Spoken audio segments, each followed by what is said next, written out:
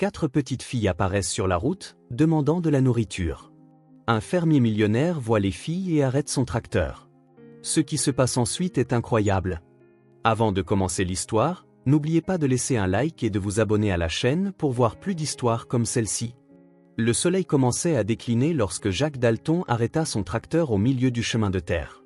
Ce n'était pas son choix. La vieille machine avait simplement décidé que c'était un bon endroit pour rendre son dernier souffle de la journée.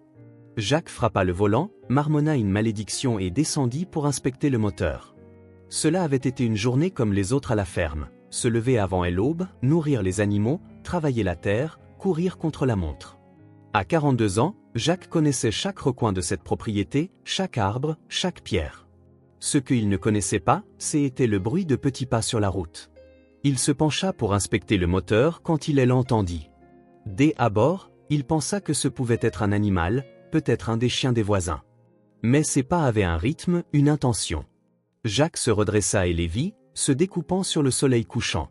4 silhouettes minuscules marchaient vers lui. 4 filles, elle aînée ne pouvait avoir plus de 6 ans. Elle marchait en file indienne, elle aînée en tête, tenant les mains des 2 plus petites. Elle avant-dernière tenait la main de la dernière, un petit train humain. Et, appela Jacques, essuyant ses mains tachées de graisse sur son pantalon. Que est-ce que vous faites ici? La fille en tête s'arrêta. Les 3 autres se cachèrent derrière elle, fragile bouclier. Nous sommes perdus, dit-elle, sa voix à peine plus qu'un murmure. Jacques approcha lentement. La route était déserte. Pas de voiture, pas d'adultes, juste lui et 4 enfants apparus de nulle part. Où habitez-vous? Demanda-t-il, gardant une certaine distance. Elle aînée baissa les yeux. Elle ne répondit pas. Jacques regarda leurs visages sales, leurs chaussures usées, leurs vêtements tachés de terre et d'herbe. Puis il regarda leurs yeux, grands, effrayés, fatigués. Je appelle Jacques, dit-il en agenouillant à leur hauteur. Jacques Dalton. C'est ma ferme, juste là-bas. Il montra la maison à peine visible au loin. Je appelle Emma, répondit elle aînée après un long silence. Voici Sophie, indiqua-t-elle la fillette des environ 4 ans. Et voici Lily et Leia. Elles sont jumelles. Les jumelles identiques, pas plus de 2 ans, regardaient Jacques avec de grands yeux, se serrant elles une contre l'autre. Avez-vous faim? Demanda Jacques, remarquant à quel point elles semblaient faibles, surtout les plus petites. 4 têtes hochèrent en même temps. Mon tracteur est en panne, expliqua Jacques. Mais je peux vous ramener à la maison et vous donner quelque chose à manger. Ensuite, nous verrons quoi faire. Emma étudia attentivement son visage. Un enfant évaluant un adulte, chose que aucun enfant ne devrait jamais avoir à faire. On peut y aller, consentit-elle finalement. Mais seulement si on reste tout ensemble. C'était sa première règle. Jacques comprit immédiatement. Ses filles avec elles-mêmes. Toutes ensemble, promit-il. Le retour à la maison se fit en silence. Les jumelles se fatiguèrent vite, alors Jacques en porta une dans chaque bras. Emma insista pour marcher seule, et Sophie agrippa au PN de sa chemise. De temps en temps, Jacques essayait d'engager la conversation, posant des questions simples sur leurs âges, mais il n'obtenait que des réponses brèves ou le silence. La ferme Dalton n'avait pas eu de visiteurs depuis des années. Depuis la mort de ses parents, Jacques vivait seul, parlant plus aux animaux que aux gens. La maison à 2 étages, avec son large porche et ses fenêtres poussiéreuses, parut surprise de voir des enfants approcher. Ce n'est pas grand-chose, mais c'est sûr, dit Jacques en ouvrant la porte. Et il y a à manger. Le mot manger fit illuminer les yeux des filles. Jacques les conduisit à la cuisine, une pièce simple avec une grande table en bois au centre. Une vieille horloge au mur indiquait 19h30. Asseyez-vous, dit-il en plaçant les jumelles sur les chaises. Je vais vous préparer quelque chose rapidement. Emma ne s'assit pas. Elle resta debout, observant chacun des gestes de Jacques. Protectrice, méfiante. Ses yeux suivaient ses mains, scrutant chaque coin de la cuisine, cartographiant les issues de secours. Jacques ouvrit le réfrigérateur et sortit des œufs, du fromage et du lait. Du garde-manger, il prit du pain. Il prépara des œufs brouillés et des sandwichs simples. Rien de sophistiqué, mais chaud et nourrissant.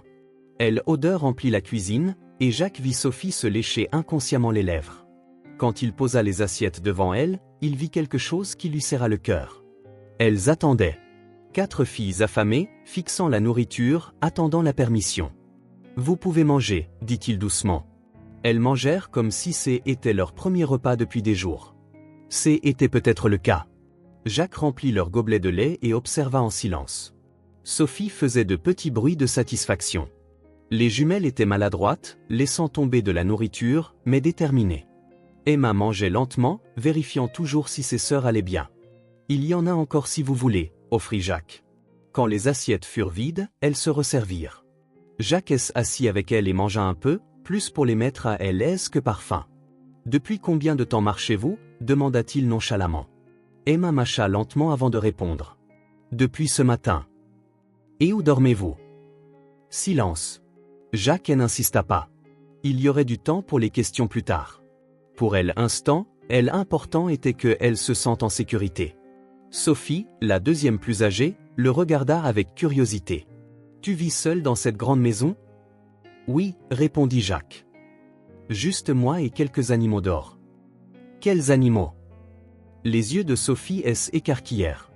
La première véritable étincelle des intérêts que aucune des Hélènes avait montré. Des poules, des cochons, 2 chevaux et un vieux chien nommé Rex. Est-ce que Rex est méchant ? Demanda Sophie, inquiète. Non, il est paresseux et adore les enfants. Vous le rencontrerez demain. Après qu'elles eurent fini de manger, l'épuisement prit le dessus. Leurs petits yeux devinrent lourds, leur petit corps se relaxant pour la première fois depuis longtemps. Lily, l'une des jumelles, faillit tomber de sa chaise dans son sommeil. Vous avez besoin d'un bain et de repos, dit Jacques. L'heure du bain fut compliquée. Jacques remplit la baignoire d'eau chaude et trouva un vieux t-shirt qui pourrait servir de chemise de nuit pour toutes. Emma insista pour aider ses sœurs, mais elle était elle-même épuisée. Je peux aider, proposa Jacques. Ou tu peux le faire toi-même. C'est ton choix. Emma hésita, mais lui confia les jumelles. Jacques lava soigneusement leurs cheveux, essuya la saleté de leurs petits visages, les sécha avec des serviettes douces. Sophie gloussa quand il fit des bruits amusants pour la distraire. Les jumelles dormaient pratiquement debout à ce moment-là. Jacques prépara la chambre des amis, intacte depuis des années. Il épousseta, changea les draps, ouvrit les fenêtres. Un lit double suffirait pour les 4. Quand les filles entrèrent dans la chambre, baignées et portant des t-shirts trop grands, elles semblaient différentes, plus légères, plus enfants. Est-ce sûr ici ? Demanda Emma, toujours la gardienne. Très sûr, assura Jacques. Je serai juste en bas. Appelez si vous avez besoin de quelque chose. Les filles s'installèrent dans le grand lit, les jumelles au milieu, Sophie et Emma sur les bords, un nid des oiseaux tombés qui, par miracle, avait trouvé refuge. Les jumelles s'endormirent presque instantanément. Sophie lutta un peu plus longtemps contre le sommeil, regardant autour d'elle avec curiosité avant de fermer les yeux. Emma fut la dernière. Elle resta là, vigilante, jusqu'à ce que l'épuisement l'emporte. Jacques resta un moment sur le seuil, observant. 4 souffles doux, 4 vies fragiles que le destin avait placées sur son chemin. Il ferma doucement la porte et descendit. Il s'assit sur le porche avec une tasse de café entre les mains. La nuit était claire, pleine d'étoiles lointaines. Son tracteur se dressait toujours sur la route. Un problème pour demain. Jacques prit une longue gorgée de café. Il ne savait pas d'où venaient les filles ni ce qui leur était arrivé. Il ne savait pas si quelqu'un les cherchait, si elles avaient une famille, si elles étaient vraiment juste perdues. Il y avait beaucoup de questions, mais elles devraient attendre. Ce qu'il savait, c'est qu'il ne pouvait pas simplement les déposer dans un refuge quelconque et continuer sa vie. Cette idée ne lui avait même pas traversé l'esprit. Au lieu de cela, il réfléchit à la manière d'adapter sa routine pour les accueillir, comment il s'occuperait d'elles tout en travaillant, comment il rendrait la maison plus confortable pour des enfants. Jacques ne connaissait pas grand-chose aux enfants. Il n'avait jamais eu d'enfants, jamais de nièces ou de neveux. Sa vie d'adulte avait été marquée par la solitude, un choix qu'il remettait rarement en question, jusqu'à aujourd'hui. Il finit son café et rentra. Il lava la vaisselle du dîner, rangea la cuisine, vérifia que toutes les portes étaient verrouillées. Il fit tout en silence, comme toujours, mais maintenant le silence semblait différent. Il n'était pas vide. Il était plein de responsabilités. Avant d'aller dans sa propre chambre, Jacques monta les escaliers et ouvrit la porte de la chambre des amis juste à entrebâillement. Les filles dormaient toujours profondément, en sécurité, au moins pour cette nuit. Quelque chose en lui avait changé. Jacques le savait avec certitude. Ce qu'il ne savait pas, c'était à quel point. Jacques se réveilla avant le lever du soleil, comme toujours. Mais pour la première fois depuis des années, le silence ne l'accueillit pas. À l'étage, dans la chambre des amis, 4 petites filles dormaient.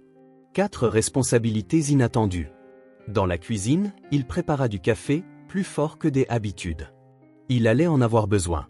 Pendant que la cafetière bouillonnait, Jacques regarda par la fenêtre.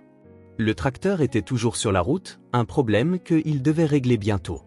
Mais maintenant, il avait des priorités plus urgentes. Il ouvrit le réfrigérateur pour évaluer ce qu'il avait. Des œufs, du lait, un peu de bacon, de la farine dans le garde-manger. Il décida de faire des crêpes. De la nourriture pour enfants, pensa-t-il. Il n'en était pas sûr, car il avait presque aucune expérience avec les enfants, mais il se souvenait les avoir aimés quand il était jeune. Jacques travaillait sur la pâte quand il entendit un craquement du plancher, des pas légers dans les escaliers. Il se tourna pour voir Emma debout à l'entrée de la cuisine. Le t-shirt trop grand lui servait de chemise de nuit et ses cheveux bruns étaient ébouriffés par le sommeil, mais ses yeux étaient alertes, observateurs. « Bonjour », dit Jacques, essayant de paraître décontracté. Emma ne répondit pas tout de suite. Elle inspecta la cuisine, les poêles, la pâte dans ses mains. « Les autres dorment encore ?» demanda Jacques, lui laissant de l'espace pour s'approcher. « Sophie dort. » Les jumelles se sont réveillées, mais elles restent silencieuses. Sa voix était plus assurée le matin, moins effrayée, mais toujours prudente. « Je fais des crêpes. Tu aimes ça ?» Emma haussa les épaules. « Jamais goûté. » Cela surprit Jacques. Une fillette de 6 ans qui n'avait jamais mangé de crêpes. « Eh bien, aujourd'hui est ton jour de chance, » répondit-il, essayant de garder un ton léger. « Tu veux m'aider ?» Emma hésita, puis s'approcha. Jacques remarqua comment elle observait chaque étape qu'il franchissait, comme si elle mémorisait des instructions. « Tu peux remuer la pâte pendant que je chauffe la poêle, » suggéra-t-il, lui offrant le bol et une cuillère en bois. Emma prit la tâche au sérieux. Elle se mit sur la pointe des pieds pour mieux atteindre le bol sur le comptoir. Jacques ajusta la hauteur pour elle, plaçant le bol sur la table. « D'où venez-vous, Emma ?» demanda Jacques nonchalamment en allumant la cuisinière. Emma remua la pâte longuement avant de répondre. « De loin. »« À quel point loin ?»« Très loin. On a beaucoup marché. » Jacques n'insista pas. Il savait quand quelqu'un avait besoin de temps. Au lieu de cela, il lui montra comment vérifier si la poêle était assez chaude en y faisant tomber une goutte d'eau. « Quand ça grésille comme ça, c'est prêt, » expliqua-t-il. Quand l'eau crépita, Emma regarda, fascinée. L'odeur des premières crêpes emplit la cuisine, et bientôt ils entendirent des autres pas dans les escaliers. Sophie apparut, traînant les pieds, suivie de Leia et Lily qui s'appuyaient l'une sur l'autre en descendant. « Bonjour les filles, » salua Jacques. « Avez-vous bien dormi ?» Sophie hocha la tête en se frottant les yeux. Les jumelles regardèrent Emma comme pour lui demander confirmation que tout allait bien. « On fait des crêpes, » annonça Emma. « J'y aide. » Cela sembla rassurer les plus jeunes. Si Emma aidait, ce devait être sûr. Jacques mit la table. 4 petites assiettes, 4 tasses, 4 petites fourchettes. Il n'avait pas de vaisselle spéciale pour enfants, mais il se débrouilla avec ce qu'il avait. Il servit les crêpes, plaçant du sirop d'érable et du beurre sur la table. « Servez-vous » offrit-il, regardant les filles s'installer. Sophie fut la première à essayer, coupant un morceau et le mettant prudemment dans sa bouche. Ses yeux s'écarquillèrent. « C'est tellement bon » exclama-t-elle, la bouche encore pleine. Les jumelles l'imitèrent, bien qu'elles eussent besoin d'aide pour couper. Emma mangea plus lentement, mais Jacques remarqua qu'elle les aimait aussi. « Tu as du café ?» demanda Emma en montrant sa tasse. « Le café n'est pas une boisson pour les enfants, » dit Jacques, surpris par la question. « J'y en bois toujours un peu. Ça nous aide à rester éveillés pour surveiller les petites. » Il y avait quelque chose de profondément anormal dans cette phrase. Une fillette de 6 ans ne devrait pas avoir à rester éveillée pour surveiller qui que ce soit. « Aujourd'hui, tu n'as pas besoin de rester autant éveillé, » dit Jacques doucement. « Vous êtes en sécurité ici. » Mais il attrapa une autre tasse, y versa un doigt de café et remplit le reste avec beaucoup de lait. « On peut partager un petit peu. » Emma prit la tasse comme si c'était un trésor. Elle souffla dessus soigneusement avant de siroter. Un petit sourire apparut sur son visage. « Merci. » Pendant qu'il mangeait, Jacques réfléchit à ses prochaines étapes. Il devait appeler la police pour signaler des enfants disparus. C'était la procédure correcte. Mais quelque chose le dérangeait. La peur dans leurs yeux quand il les avait trouvés. La prudence d'Emma. La façon dont elles évitaient de parler de leur provenance. « Que est-ce qu'on fait après le petit déjeuner ?» demanda Sophie, interrompant ses pensées. Jacques n'avait pas prévu cela. Sa routine n'incluait pas de divertir des enfants. « Eh bien, je dois travailler à la ferme. Vous pouvez aider si vous voulez, ou rester ici et jouer. »« Travailler comment ?» demanda Emma, intéressée. « Je dois nourrir les animaux, vérifier le jardin, et ce tracteur sur la route ne va pas se réparer tout seul. »« On peut voir les animaux ?» demanda Sophie, excitée. Jacques sourit. « Bien sûr que vous pouvez. » Après le petit déjeuner, Jacques trouva quelques vieilles chemises qui pourraient servir de robe temporaire pour les filles. Il fit des nœuds aux ourlets pour qu'elles ne traînent pas par terre. Pas idéal, mais suffisant jusqu'à ce qu'ils règlent leur situation. Le soleil était déjà haut quand ils allèrent dans la cour arrière. Rex, le vieux chien, vint boitillant vers eux. C'était un grand bâtard au poil jaunâtre et une oreille tombante. Sophie tomba immédiatement amoureuse. « Il est si mignon, exclama-t-elle en caressant la tête du chien, qui répondit par un rapide coup de langue sur sa main. Les jumelles étaient plus prudentes, se cachant derrière Emma. Jacques remarqua comment elles se déplaçaient toujours ensemble, comme une seule unité. « Rex est inoffensif, assura-t-il. Il veut juste de l'affection et peut-être quelques restes de nourriture. » Emma approcha la première, tendant lentement la main. Quand Rex la lécha, elle rit. C'était le premier son véritablement enfantin que Jacques avait entendu d'elle. Ils marchèrent jusqu'à la grange. L'odeur du foin frais et des animaux emplissait l'air. Jacques leur montra les 2 chevaux, un alezan nommé Thunder et une jument Pinto nommée Spot. « Pourquoi appelle-t-elle Spot si elle a beaucoup de taches, Spot ?» demanda Sophie, faisant rire Jacques. « C'est une bonne question. Peut-être qu'elle aurait dû appeler Spot au pluriel. » Dans l'enclos à côté de la grange, 5 gros cochons roses grognaient dans la boue. Sophie les regarda, fascinée. « Ils sont drôles, » dit-elle alors qu'un cochon se roulait dans la boue avec un plaisir évident. Son rire était contagieux. Jacques emmena ensuite les filles au poulailler. Quand il ouvrit la petite porte, quelques poules se précipitèrent dehors, picorant le sol. « Regarde Lily. » Où était-ce Léa? Jacques ne pouvait toujours pas les distinguer, pointa avec excitation. Les jumelles, qui avaient été si silencieuses jusqu'alors, s'animèrent. Elles commencèrent à poursuivre les poules, qui caquetaient avec indignation. Leurs gloussements aigus emplirent la cour. Emma, comme toujours, gardait un œil sur ses sœurs, mais Jacques remarqua qu'elle souriait aussi, ses épaules moins tendues qu'avant. « Elles ont l'air heureuses », commenta Jacques, se tenant à côté d'elles. « Elles n'ont pas eu beaucoup de raisons de rire ces derniers temps, » répondit Emma, le regard lointain. « Nous n'avions pas grand-chose pour rire. » La phrase resta en suspens dans l'air, lourde de sens inexprimé. « Vous êtes vraiment proches, » observa Jacques après un moment. Emma hocha la tête. « Nous n'avons que nous. » Jacques aurait posé plus de questions, mais Sophie accourut vers eux à ce moment-là. « Jacques, je peux nourrir les poules, s'il te plaît ?» Il lui montra comment disperser les graines, et bientôt les 4 filles participèrent. Les poules picoraient autour d'elles, et même les jumelles, si petites, lançaient des graines avec enthousiasme. Jacques les observait. Il y avait une harmonie entre elles, une façon de communiquer qui allait au-delà des mots. Emma savait exactement quand une jumelle était fatiguée ou quand Sophie avait besoin d'aide. Elles se protégeaient et se complétaient.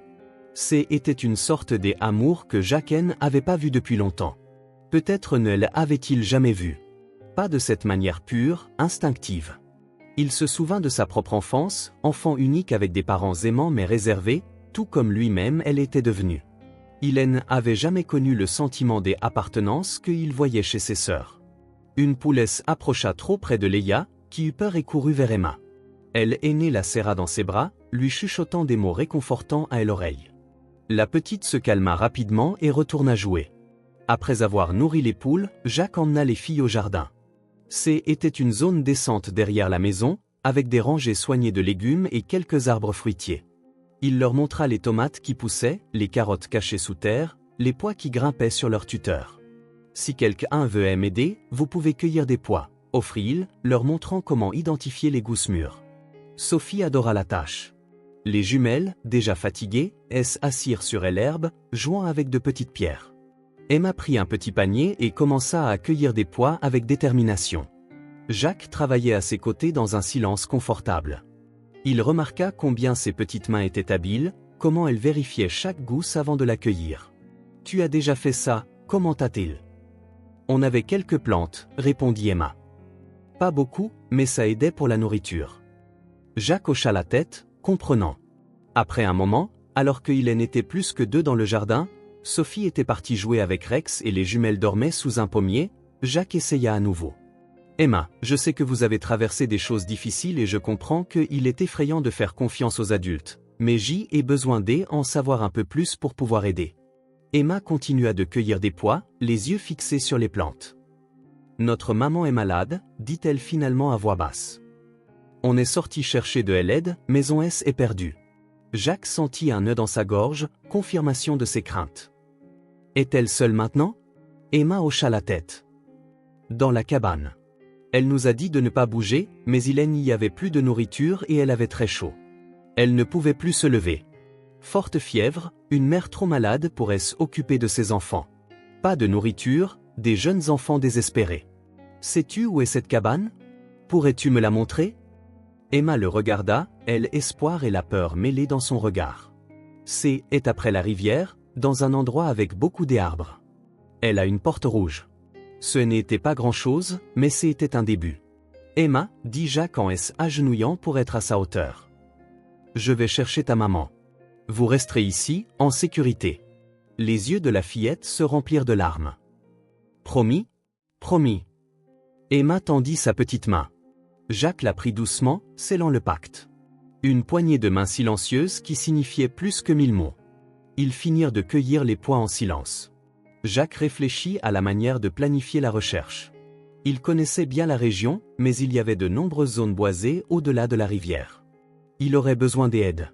Quand ils retournèrent auprès des autres, Sophie racontait une histoire élaborée aux jumelles, qui écoutaient avec une attention soutenue, quelque chose à propos d'un royaume magique où les animaux pouvaient parler. Jacques remarqua comment elle avait intégré les cochons et les poules de la ferme dans le récit. Il sourit, impressionné par sa créativité. Le déjeuner fut plus détendu que le petit déjeuner. Jacques prépara des sandwichs et servit une partie des pois qu'ils avaient cueillis. Les filles mangèrent avec un bon appétit. Même les jumelles, si silencieuses jusqu'alors, en demandèrent plus. « Comment sais-tu l'heure sans horloge » demanda Sophie quand Jacques mentionna qu'il était presque l'heure de la sieste. « Au soleil, expliqua-t-il. Quand tu travailles la terre, tu apprends à lire le ciel. » Les yeux de Sophie brillèrent d'admiration. « Je veux apprendre aussi. »« Je t'apprendrai, promit Jacques. » Puis il s'arrêta, surpris par lui-même. Il parlait comme si elles allaient rester, comme il avait le temps d'enseigner à Sophie tout ce qu'elle voulait apprendre.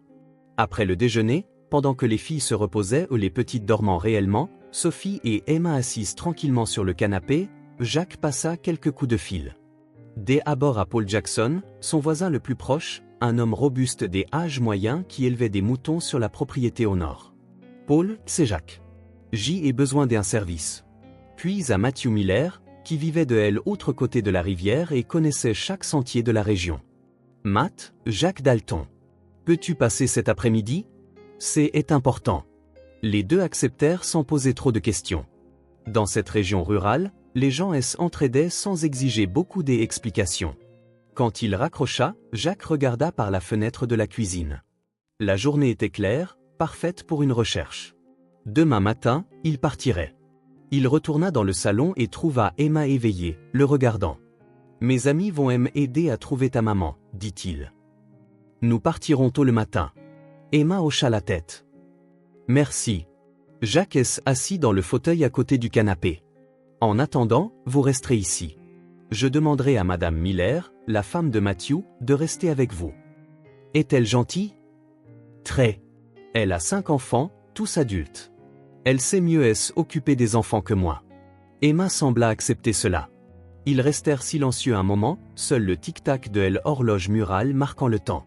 Jacques, appela-t-il, sa voix petite. Oui?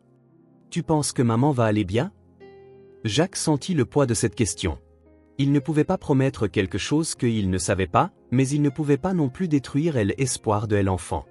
Nous ferons tout notre possible pour aider, répondit-il honnêtement, et vous êtes tout en sécurité maintenant, ce qui est ce que elle voudrait le plus. Emma ferma les yeux, absorbant la réponse. Quand elle les rouvrit, ils contenaient une nouvelle détermination. Nous resterons ici tranquillement. Nous ne causerons pas de problème, promis. Je sais, sourit Jacques. Vous êtes toutes de superbes gamines. Dehors, une brise légère balançait les branches des arbres. Le soleil commença sa descente vers l'ouest. À la ferme d'Alton, 4 filles perdues avaient trouvé un refuge temporaire, et Jacques, sans l'avoir prévu, avait trouvé un but qu'il ne savait pas qu'il cherchait. Demain apporterait de nouveaux défis. Mais aujourd'hui, au moins, il y avait 4 assiettes à table, des rires dans la cour et la promesse un café partagé. Le lendemain matin, Jacques se réveilla avant l'aube, le ciel encore gris et parsemé d'étoiles. Il y avait beaucoup à faire. Il devait organiser une recherche pour la mère des filles, mais aussi s'assurer qu'elles iraient bien pendant son absence. Dans son bureau improvisé, il dessina une carte de la région. Il encercla les zones près de la rivière où Emma avait dit que se trouvait la cabane. Il fit une liste des personnes qui pourraient aider, Paul et Matthew, peut-être le vieux Harris avec sa Jeep. Il nota également ce qu'il devrait apporter, lampe de poche, corde, une trousse de premiers secours, de l'eau, des couvertures. Il était si concentré qu'il ne remarqua pas Emma debout à la porte, elle observant. « C'est là que tu vas chercher maman » demanda-t-elle en montrant la carte. Jacques hocha la tête. « Oui, nous la trouverons, Emma. » La fillette approcha, étudiant les cercles sur le papier. « Je peux aider aujourd'hui » Jacques sourit. « Bien sûr, j'y ai besoin de beaucoup d'aide ici pendant que j'y organise les choses. » Après le petit déjeuner, Jacques assigna des tâches, de petites responsabilités qui firent que les filles se sentirent utiles et occupèrent leur esprit. « Sophie, tu peux aider à nourrir les poules, » dit Jacques, lui tendant un petit seau de graines. Les yeux de la fillette de 4 ans pétillèrent. « Vraiment ? Bien sûr. Elles aiment manger le matin. Je vais te montrer comment. » Pour Emma, Jacques donna un arrosoir de taille enfant qu'il avait trouvé dans la grange. « Les tomates ont besoin d'eau tous les jours, tu penses pouvoir t'en occuper ?» Emma prit l'arrosoir comme si c'était un trésor. « Je m'en occuperai bien, promis. » Les jumelles étaient trop petites pour des tâches en solo, mais elles suivirent Sophie dans la cour, gloussant chaque fois que les poules couraient vers elle, avides de nourriture. Pendant que les filles travaillaient, Jacques passa autres appels téléphoniques. Ils organisèrent la recherche pour le lendemain, de bonne heure. Paul amènerait son neveu, qui connaissait bien la zone de la rivière. Matthew prêterait sa Jeep, meilleure pour les terrains accidentés. Dehors, le son des rires des enfants remplaçait le silence habituel de la ferme. Jacques regardait par la fenêtre Sophie lancer les graines avec un enthousiasme exagéré, les dispersant partout. Les jumelles applaudissaient à chaque mouvement. Emma, dans le jardin, arrosait les plantes avec précision et soin, inspectant chaque feuille comme une petite jardinière.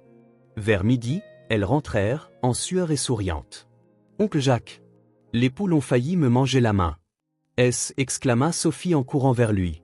Le oncle Jacques vint naturellement, sans que personne ne le suggère. Ça sonnait juste. « Elles sont gourmandes, en effet, » répondit Jacques, distribuant des serviettes propres. « Est l'heure de se laver pour le déjeuner. » Après-midi, pendant que les plus jeunes faisaient la sieste, Jacques emmena Emma à la grange. Il lui montra les outils, expliqua à quoi ils servaient. Il la laissa aider à réparer un banc cassé, tenant les clous pendant qu'il martelait. « Tu sais faire beaucoup de choses, » commenta-t-elle, impressionnée. « Quand on vit à la ferme, on apprend un peu de tout, » expliqua Jacques. « Je pourrais t'apprendre un jour, si tu veux. » Emma hocha la tête avec enthousiasme. Un instant, Jacques ne vit qu'une enfant normale, pas la petite adulte qui portait le poids du monde sur ses épaules. À la fin de la journée, la maison de Jacques Dalton était méconnaissable, non pas dans son agencement physique, mais dans l'énergie qui elle emplissait. De petites chaussures alignées à l'entrée, des dessins de Sophie scotchés au réfrigérateur, les jumelles endormies sur le canapé, se serrant l'une contre l'autre. Emma, dans la cuisine, aidant à préparer le dîner. Il y avait aussi des odeurs différentes. La voisine, Martha Miller, était venue aider et avait apporté de la pâte à pain. Elle montra à Sophie comment la pétrir, les petites mains enfonçant dans la farine avec détermination. « Comme ça, oncle Jacques ? Regarde comme je fais !» appelait Sophie toutes les quelques minutes. L'arôme du pain cuisant emplissait chaque recoin, chassant odeur de solitude qui était installée dans la maison au fil des ans. La table était mise pour 5 maintenant, pas seulement pour un. Des voix des enfants résonnaient contre les murs, questions, rires, même de petites chamailleries entre sœurs. Jacques observait tout cela avec un mélange d'émerveillement et de gratitude. Il n'avait pas prévu cela, n'avait pas cherché ce changement. Mais maintenant que cela se produisait, il réalisait à quel point sa vie avait été silencieuse, comment il était habitué à l'absence des autres voix que la sienne. Demain, ils affronteraient de nouveaux défis. La recherche serait difficile, les questions sans réponse persisteraient. Mais ce soir, au moins, il y avait 4 petits déjeuners partagés le matin. La maison avait changé, et lui aussi. Il faisait encore nuit lorsque Jacques finit de charger la camionnette. Lampe de poche, eau, provisions, une trousse de premiers secours, des couvertures supplémentaires. Il ne savait pas ce qu'il trouverait, mais il voulait être prêt à tout. Paul et Mathieu arrivèrent presque en même temps, juste avant l'aube. Ils se garèrent à côté de la maison de Jacques et sortirent avec des expressions déterminées. Les hommes de la terre n'avaient pas besoin de beaucoup de mots pour comprendre la gravité d'une situation. « Bonjour Jacques », salua Mathieu, un homme petit et trapu à la barbe grisonnante. « Prêt à partir ?» Jacques hocha la tête, jetant un dernier coup d'œil à la carte où il avait marqué les emplacements potentiels après les indices des Emma. La zone au-delà de la rivière était vaste, avec de nombreux sentiers secondaires et des bois denses. La recherche pourrait être longue. Emma apparut sur le porche, enveloppée dans une couverture, les yeux encore lourds de sommeil. Jacques approcha d'elle. « Nous serons de retour avant la nuit, promit-il. Madame Miller vient rester avec vous.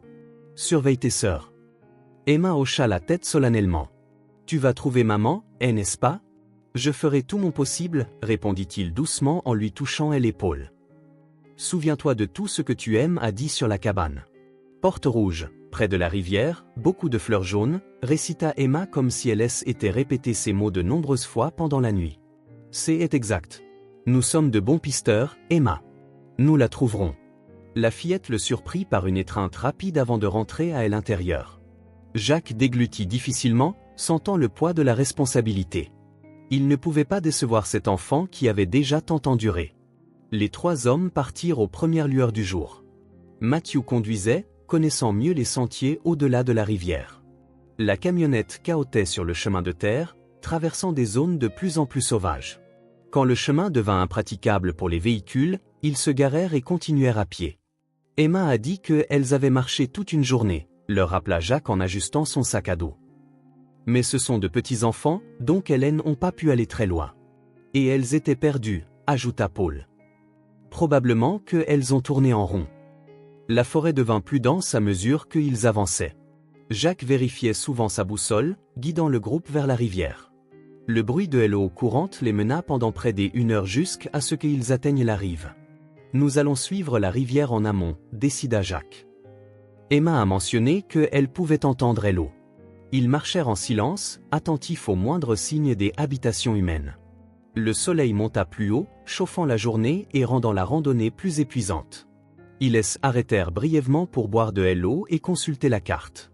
Si nous ne trouvons rien de ce côté, nous pouvons essayer l'autre rive, suggéra Mathieu en montrant la rive opposée de la rivière. Mais ce ne fut pas nécessaire.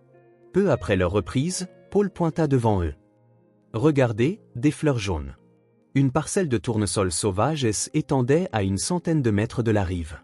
Elles semblaient déplacées, comme si elles avaient été délibérément plantées parmi la végétation indigène.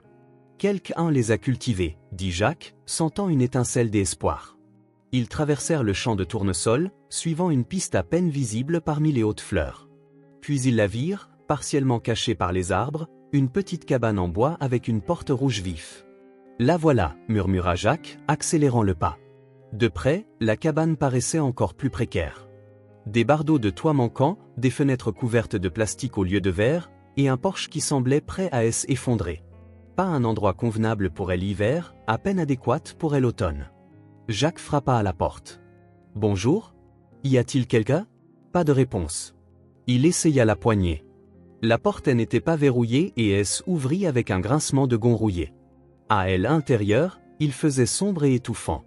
Jacques cligna des yeux, laissant ses yeux s'adapter à la faible lumière qui filtrait par de petites fenêtres sales. La pièce principale était dépouillée. Une table simple, 2 chaises dépareillées, un canapé déchiré. Sur les murs, des dessins des enfants scotchés. Clairement est l'œuvre des filles, réalisa Jacques immédiatement. « Bonjour » appela-t-il à nouveau. « Nous sommes venus aider. » Seul le silence répondit. Une porte entr'ouverte à aile arrière menait à une autre pièce. Jacques fit signe à Paul et Matthew d'attendre et avança seul, marchant prudemment sur le plancher qui craquait. Était une chambre minuscule. Dans l'ombre, Jacques vit quelqu'un allongé sur un mince matelas posé au sol. Il approcha avec précaution. Une femme gisait immobile, couverte d'un drap fin. Son visage était pâle, marbré de fièvre, ses cheveux noirs collés à son front humide de sueur. Elle respirait laborieusement, les lèvres sèches et gercées. Jacques agenouilla à côté d'elle. « Madame, nous sommes là pour aider. Vos filles sont en sécurité. » Quand il toucha son front pour vérifier sa température, un rayon de lumière provenant de la fenêtre illumina plus clairement son visage. Jacques eut l'impression qu'on lui avait coupé le souffle. Léa. Le nom lui échappa, empreint d'une incrédulité stupéfaite. Léa Carter, la fille qui avait grandi dans la ferme voisine, sa camarade de jeu d'enfance, son premier béguin d'adolescent, l'ami qui avait disparu avec sa mère. Sans explication ni adieu, ne laissant que des questions et un vide que Hélène avait jamais réussi à combler. « Mon Dieu, Léa !» Elle ne répondit pas. Elle était inconsciente, sa respiration superficielle, la fièvre la consumant. Jacques se pencha plus près, lui chuchotant à l'oreille, « J et tes filles. Elles sont en sécurité. Emma, Sophie, Lily et Léa. Tout en sécurité. » Un instant, il crut voir une lueur de soulagement traverser son visage, bien que ses yeux restassent clos. « Paul, Matthew » appela Jacques sans quitter Léa des yeux. « Je l'ai trouvée. Elle brûle de fièvre. Il faut la sortir d'ici, maintenant. » Les 2 hommes entrèrent rapidement dans la pièce. Paul, qui avait une formation de secouriste bénévole, agenouilla pour examiner Léa. Déshydratation sévère, forte fièvre. Probablement une sorte d'infection, dit-il en vérifiant son pouls. Nous devons l'emmener chez un médecin dès que possible. Jacques balaya la pièce du regard, notant les signes de pauvreté et de désespoir extrême. Sur une petite table à côté du matelas, un verre d'eau à moitié vide et une bouteille vide d'analgésique, une petite pile de vêtements des enfants soigneusement pliés dans un coin, un livre des histoires usées. Sur une étagère improvisée faite de planches et de briques, il trouva une photo encadrée. Léa y paraissait plus jeune et en meilleure santé, souriant avec les 4 filles, Emma sérieuse comme toujours, le large sourire de Sophie, et les jumelles Lily et Léa dans les bras de leur mère, identiques jusqu'à leur ruban dans les cheveux. Jacques glissa la photo dans la poche de sa veste. « Comment allons-nous la déplacer » demanda Matthew, considérant le chemin qu'il devrait refaire. « Le matelas » répondit Jacques.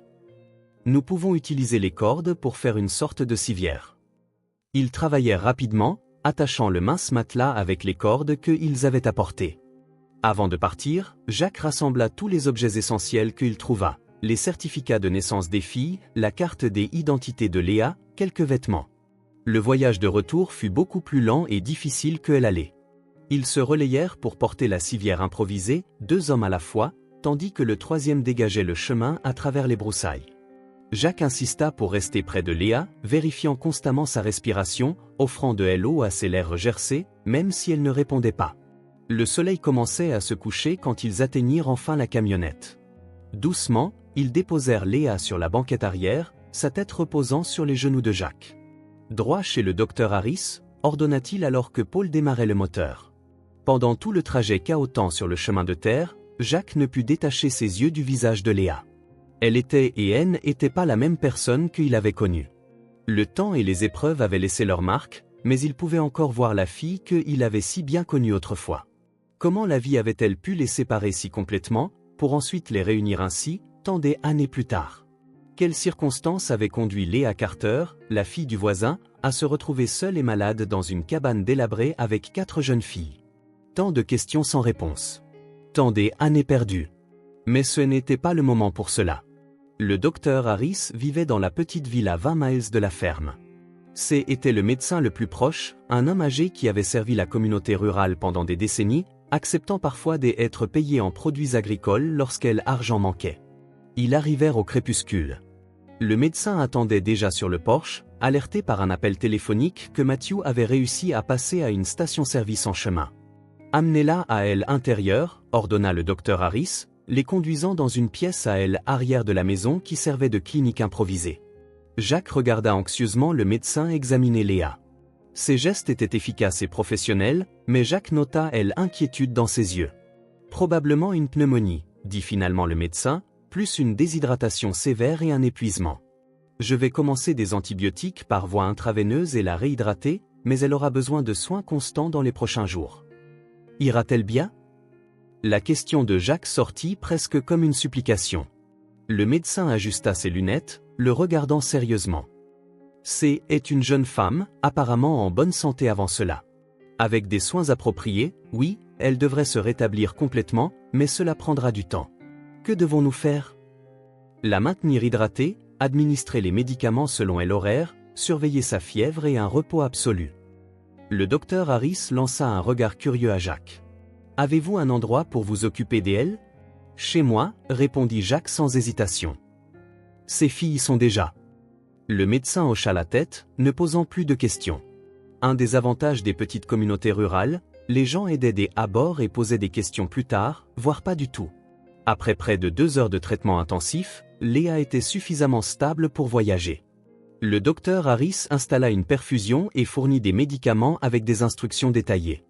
Jacques paya la visite et les médicaments, ignorant les protestations polies de Paul et Matthew qui voulaient partager les coûts.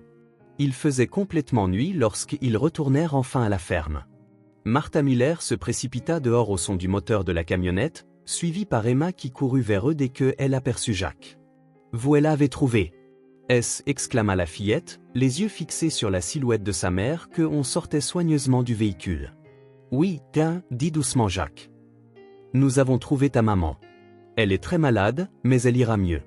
Le médecin lui a donné les bons médicaments. » Emma resta à leur côté pendant qu'ils emmenaient Léa à aile intérieure, ses yeux ne quittant jamais le visage de sa mère. Jacques avait préparé sa propre chambre pour Léa, avec des draps frais et les fenêtres légèrement ouvertes pour que l'air circule doucement. Ils l'installèrent sur le lit. « Je peux rester avec elle ?» demanda Emma à voix basse. « Bien sûr, répondit Jacques. Mais laisse-la se reposer un peu d'abord. Pourquoi n'irais-tu pas dire à tes sœurs que maman est là ?» Emma hocha la tête et courut chercher ses sœurs. Jacques se tourna vers Martha, qui observait la scène avec des yeux compréhensifs. « Alors, c'est-elle, la mère des filles ?»« Oui, répondit Jacques, encore en train de tout assimiler. « Et une vieille amie. Léa Carter. Nous avons grandi ensemble, mais elle est partie il y a de nombreuses années. » Martha hocha la tête, ne cherchant pas plus de détails. Les petites se sont bien comportées. Sophie aime à aider à faire des biscuits et même les jumelles sont plus bavardes maintenant. Jacques la remercia, ainsi que Paul et Matthew, profusément avant qu'ils ne partent, promettant de les tenir au courant de l'état de Léa. Quand tout le monde fut parti, il retourna dans la chambre et assis sur la chaise à côté du lit, observant le visage de Léa. Même malade, même après toutes ces années, il aurait reconnu n'importe où. Bientôt, Emma revint avec ses sœurs. Toutes les 4 approchèrent du lit avec un mélange de prudence et de soulagement. Sophie se mit à pleurer doucement, et les jumelles tendirent la main pour toucher le bras de leur mère. « Est-ce qu'elle dort ?» demanda l'une d'elles. Lily, pensa Jacques. « Oui, répondit-il doucement.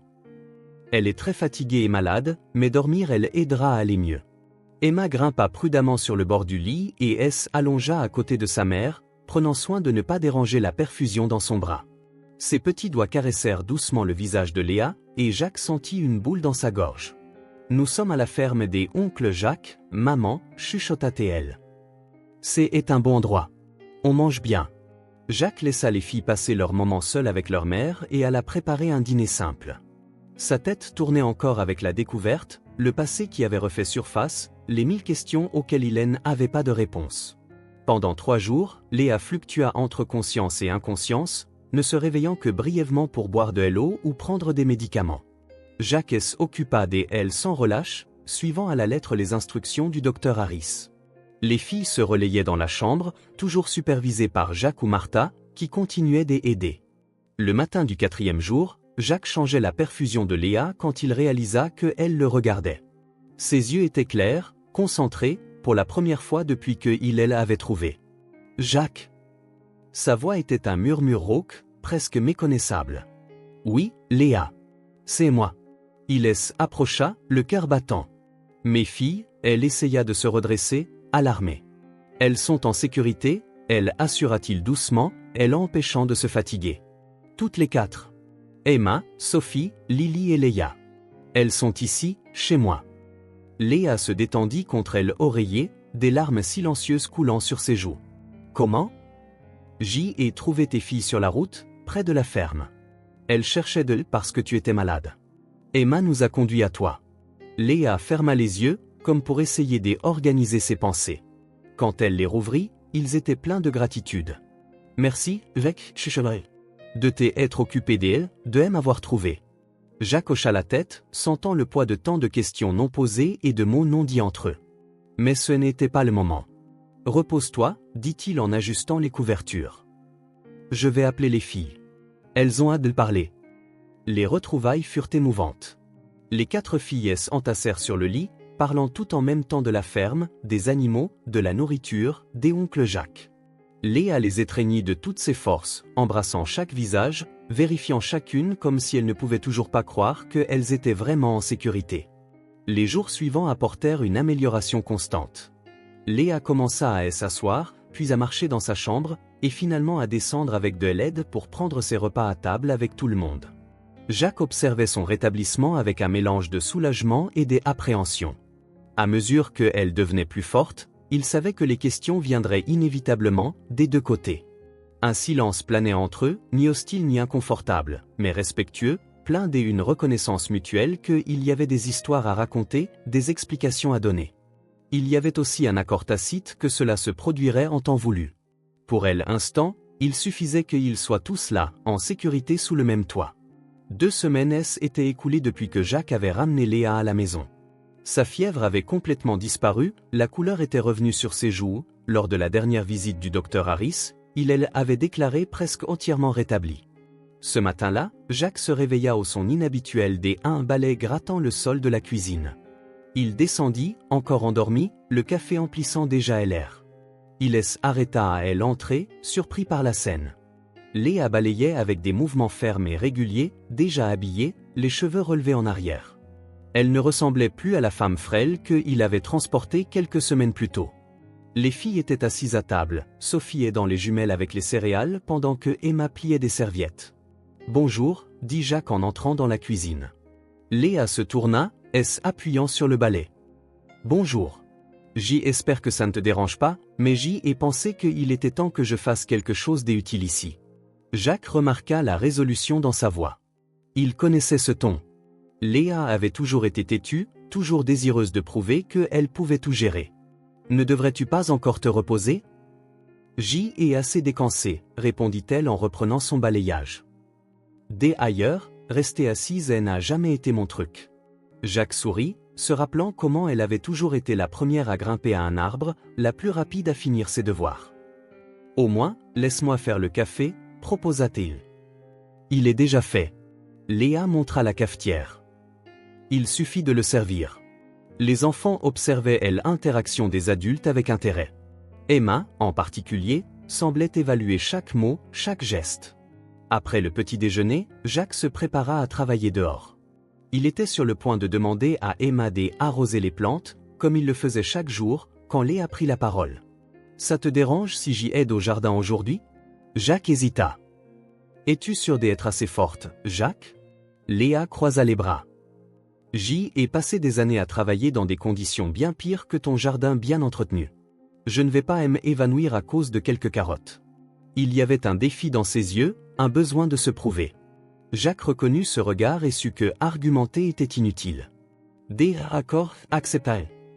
Emma peut te montrer ce que nous faisons. » Elle est devenue une petite experte.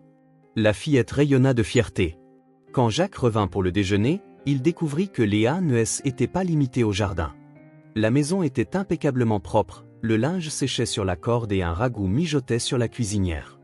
Elle était assise à table avec les jumelles, leur montrant comment dessiner des fleurs simples avec des crayons de couleur. « Tu as été bien occupée », commenta Jacques en se lavant les mains à l'évier.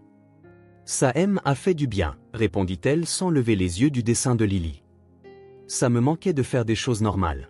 Pendant le déjeuner, Jacques observa comment Léa interagissait avec ses filles.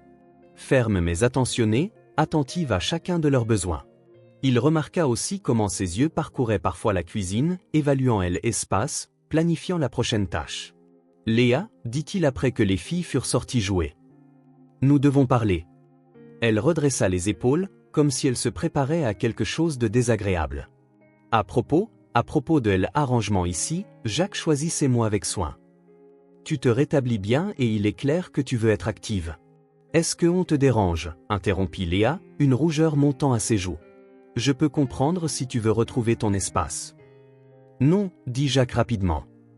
Pas du tout. En fait, je n'ai jamais vu cette maison aussi vivante.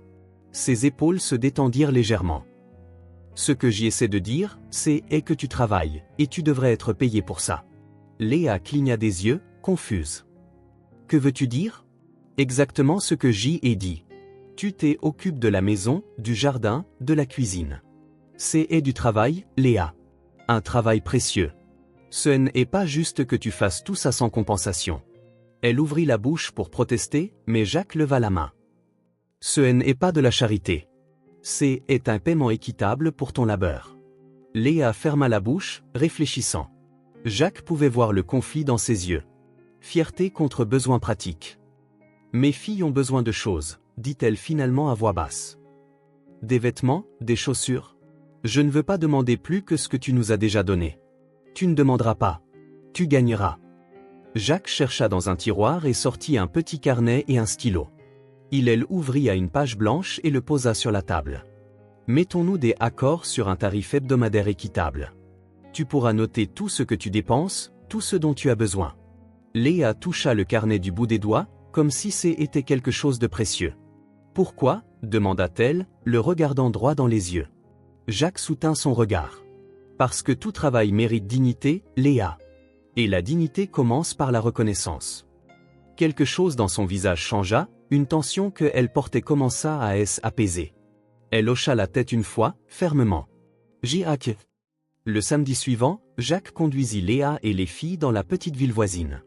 Il se gara devant le magasin général de M. Willis, un endroit qui vendait à peu près tout, des provisions aux vêtements et aux outils. Léa tenait l'argent qu'elle avait gagné durant sa première semaine. Ce n'était pas beaucoup, mais pour elle, cela représentait quelque chose qu'elle n'avait pas eu depuis longtemps, le choix. À l'intérieur du magasin, Léa parcourait les allées avec des yeux vifs. Elle acheta du savon de meilleure qualité, quelques légumes qu'il ne cultivait pas, une petite bouteille de parfum bon marché, surtout, des chaussures, des occasions mais en bon état pour chacune de ses filles. Sophie essaya les siennes avec un émerveillement pur sur le visage. Elles sont belles, maman, et elles sont à la bonne taille. Léa sourit en attachant la boucle de la chaussure de Sophie. Elles ne te feront pas mal aux pieds. Jacques observait de l'extérieur du magasin, laissant à la famille l'espace de savourer le moment. Sur le chemin du retour, Sophie ne pouvait s'empêcher de regarder ses pieds, admirant les nouvelles chaussures marron à boucles dorées. Les jumelles étaient également fascinées par leurs nouvelles baskets colorées, bien qu'elles exprimassent moins clairement. Maman les a achetées avec de l'argent réel, expliqua Sophie à Jacques, comme il ne le savait pas. Elle a gagné en faisant du vrai travail. Ah oui, répondit Jacques, feignant la surprise. Oui, maman travaille dans ta maison et tu la paies, et maintenant nous avons de nouvelles chaussures. Depuis le siège passager, Léa rougit, une légère teinte rose sur les joues. Jacques réalisa que c'était la première fois qu'il la voyait véritablement embarrassée, non par besoin, mais par fierté. De retour à la ferme, les filles coururent montrer leurs nouvelles chaussures à Rex, le chien, qui les renifla avec un intérêt poli. Maman les a payées avec son travail, annonça Sophie au chien, qui remua la queue en signe d'approbation. Léa se tenait sur le porche, observant. Quand Jacques la rejoignit, il remarqua que ses yeux brillaient. « Merci, dit-elle simplement. » Jacques hocha simplement la tête. Plus de mots n'étaient nécessaires. Dans les jours qui suivirent, une routine confortable s'installa. Chaque matin, après le petit déjeuner, Léa et Jacques se partageaient les tâches. Ils s'occupaient des travaux agricoles plus lourds, tandis qu'elle gérait la maison et les enfants. L'après-midi, ils travaillaient souvent ensemble dans le jardin, qui prospérait sous leurs soins combinés. Léa se révéla être une jardinière habile. Elle savait quand récolter, comment tailler, quelles plantes poussaient le mieux ensemble. Emma la suivait partout comme une petite ombre, absorbant chaque leçon. « Où as-tu tant appris sur la plantation ?» demanda Jacques un après-midi alors qu'il préparait de nouveaux parterres de jardin. « Ma mère, » dit Léa en ameublissant la terre avec ses mains. Plus tard, un monsieur plus âgé qui aime à laisser rester sur un bout de sa terre pendant un certain temps, et beaucoup par essai et erreur. Elle fit une pause. Quand la nourriture est rare, on apprend vite à cultiver ce que on peut. Jacques hocha la tête, respectant l'histoire non dite derrière ces mots. Le garde-manger de la maison, autrefois organisé dans le style minimaliste des Un homme seul, montrait maintenant l'influence de Léa. Les conserves étaient groupées par type, les céréales dans des bocaux transparents étiquetés, les épices dans de petits récipients assortis. Sophie aidait à organiser, décorant les étiquettes avec des dessins colorés. « Ce sont des haricots », expliqua-t-elle sérieusement à Jacques, montrant un bocal avec un dessin enfantin de haricots souriants. « Et ça, ce sont des pâtes. Tu vois comme je les ai dessinées longues ? » « Très bien fait, loua Jacques. Maintenant, je saurai toujours où tout se trouve. » Les jumelles, qui avaient été si silencieuses au début, parlaient maintenant davantage, surtout quand Léa s'asseyait avec elle pour de petits travaux manuels avec du fil coloré, des boutons et des perles. Elle fabriquait des bracelets et des colliers simples. Jacques en reçut même un, fait spécialement par Léa, avec des perles bleues et une petite clochette. « Pour que tu puisses entendre quand tu es loin », expliqua la petite, avec l'aide de Léa pour clarifier son langage encore un peu confus. Jacques portait le bracelet au travail, la clochette tintant doucement lorsqu'il conduisait le tracteur ou réparait les clôtures. C'était un rappel constant de la nouvelle vie qui occupait sa maison. Parfois, la nuit, après que les filles fussent endormies, Jacques et Léa s'asseyaient sur le porche avec des tasses de thé ou de café. Ils parlaient rarement du passé. Ce sujet planait entre eux, ni évité ni confronté. Au lieu de cela, ils parlaient du présent, des besoins des filles, des plans pour le jardin, de petites améliorations autour de la maison. Emma lit beaucoup mieux, remarqua Léa une de ces nuits. Merci pour les livres. Jacques avait déniché une vieille boîte de livres pour enfants dans le grenier. Des restes de sa propre enfance. Elle est intelligente, répondit-il. Elles le sont toutes, chacune à sa manière. Léa hocha la tête, regardant les étoiles. Sophie a un don avec les gens. Elle peut faire sourire n'importe qui. Les jumelles, elles remarquent des choses que je ne vois même pas. Et Emma porte le monde sur ses épaules, ajouta doucement Jacques. Oui, soupira Léa. Elle a dû grandir trop vite. Jacques voulait demander pourquoi. Voulait savoir ce qui s'était passé pendant les années écoulées depuis le départ abrupt de Léa, mais il respectait son rythme.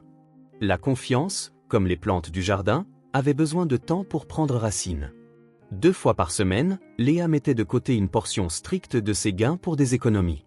Elle enregistrait chaque centime dans le carnet que Jacques lui avait donné, planifiant soigneusement. « Que est-ce que tu économises pour acheter ?»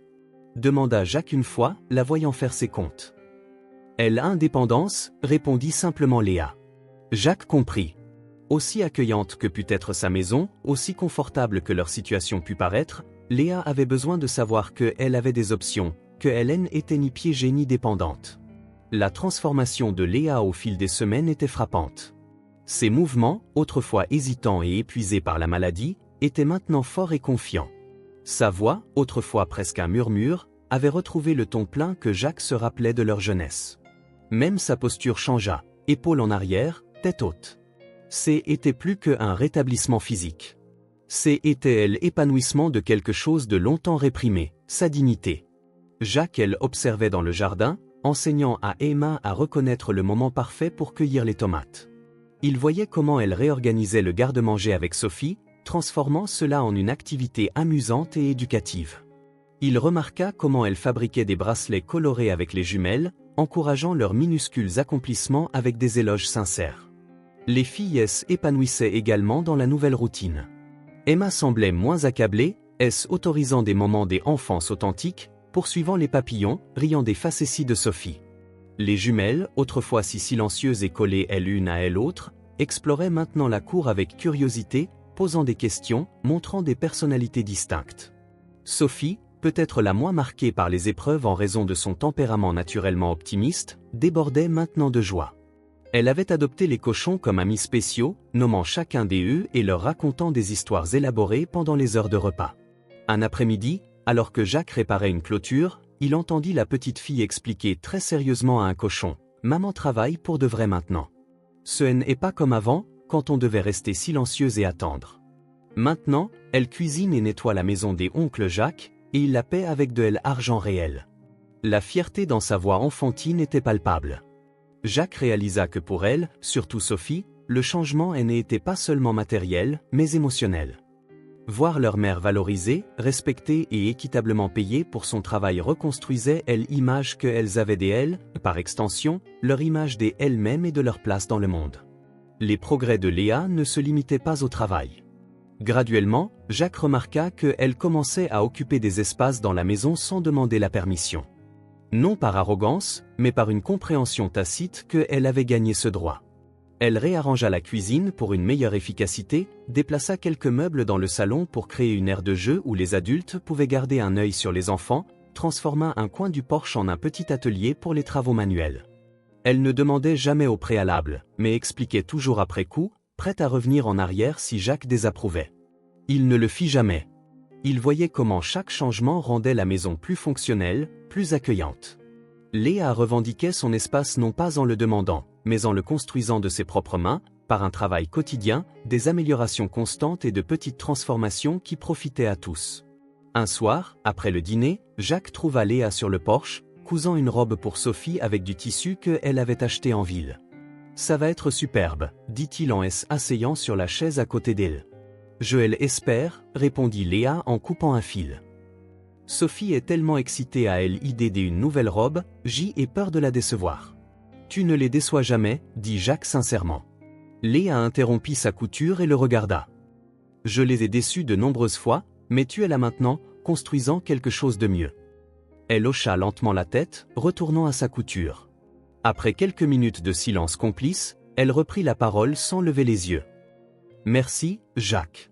Pas pour le toit ou la nourriture, mais pour m'avoir vu comme capable. » Jacques regarda ses mains travailler avec expertise l'aiguille et le fil, créant quelque chose de nouveau à partir de restes. « Tu as toujours été, répondit-il simplement. Tu avais juste besoin d'une chance de t'en souvenir. Cette nuit-là, alors que la lune se levait et que les bruits nocturnes de la ferme emplissaient l'air, deux personnes que le destin avait séparées puis réunies partageaient un moment de compréhension mutuelle, basé non sur des mots ou des promesses, mais sur le respect du travail, de la dignité et de la capacité humaine à reconstruire ce qui avait été perdu. Le dimanche se leva, parfait. Ciel clair, température douce, une brise légère bruissant dans les feuilles. Après le petit déjeuner, les filles supplièrent de jouer dehors, impatientes de profiter de la belle journée. « On peut, maman ?» demanda Sophie, rebondissant déjà sur sa chaise. « Est-ce, il te plaît ?»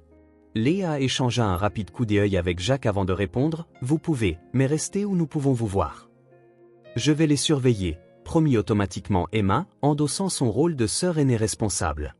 Jacques regarda les quatre se précipiter dehors, Sophie en tête, les jumelles juste derrière, Emma fermant la marche, toujours vigilante. C'était incroyable comment en quelques semaines seulement, les enfants étaient adaptés à la ferme, la transformant en leur propre terrain de jeu personnel. « On s'assoit dehors aussi ?»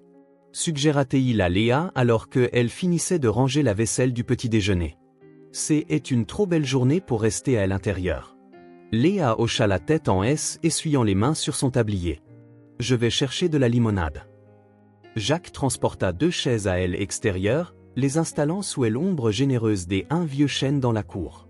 L'arbre centenaire était le plus grand de la propriété, ses branches épaisses étendant dans toutes les directions comme des bras accueillants. De là, ils avaient une vue parfaite sur le champ ouvert où les filles jouaient. Léa le rejoignit peu après, portant un pichet de limonade et deux verres. Ils s'assirent côte à côte dans un silence confortable pendant que Sophie organisait ses sœurs pour une partie de cache-cache. « Pas de triche !» cria la petite fille, se couvrant les yeux avec ses mains et commençant à compter à haute voix. Les jumelles s'enfuirent ensemble, comme toujours, cherchant une cachette. Emma se déplaça plus stratégiquement, choisissant un buisson soigneusement sélectionné plus loin. « Elle a toujours été la meilleure à cache-cache, » dit Léa, observant son aînée. « Parfois, je devais l'appeler encore et encore pour la trouver. » Jacques sourit, ses yeux suivant les enfants. Il fut un temps où ce champ était vide et silencieux. Maintenant, il était rempli de rires et de cris de « trouver » qui semblaient insuffler une nouvelle vie à la terre. Après quelques parties de cache-cache, les filles passèrent au chat. Sophie courait en zigzag, faisant glousser de rire les jumelles qui tentaient de l'attraper. Emma était rapide et agile, échappant facilement à la poursuite. Nous jouions là aussi, dit soudain Jacques, les mots lui échappant comme s'ils avaient une vie propre. Léa se tourna vers lui, surprise qu'il mentionne le passé qu'ils avaient tous deux évité. Ses yeux rencontrèrent brièvement les siens avant de retourner observer les enfants. Oui, nous le faisions, répondit-elle, un petit sourire effleurant ses lèvres. Et nous cultivions des haricots. Tu ne me laissais jamais les arracher trop tôt. Jacques rit doucement au souvenir. Parce que tu voulais les arracher après seulement 3 jours pour voir s'ils avaient poussé. J'y étais impatiente. Tu étais curieuse, corrigea Jacques. Tu voulais toujours voir comment les choses fonctionnaient. Tu te souviens quand tu as démonté cette vieille horloge de mon père? Léa se couvrit le visage de ses mains, riant.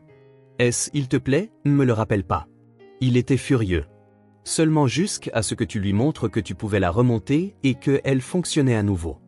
Le rire de Léa se transforma en quelque chose de plus doux, presque mélancolique. Ton père était un homme bon, strict mais juste. Pas comme le tien, dit Jacques prudemment.